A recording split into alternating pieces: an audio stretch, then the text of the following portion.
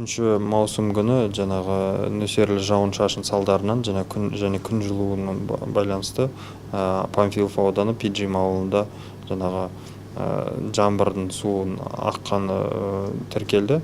Ол жаңағы таудан аққан су Пиджим ауылымен өтіп, шамамен 1-1,5 сағаттың ішінде жаңағы су өтіп кеткен.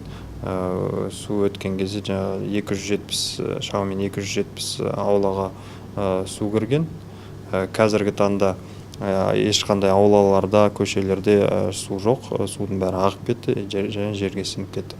Қазіргі таңда оқиға орнында жергілікті атқарушы органдарын, жаңағы төтенше жағдайлар департаменті, Қазселден қорғау мекемесі, полиция және әскери қызметкерлермен жаңағы аулаларды тазалау жұмыстары атқарылуда.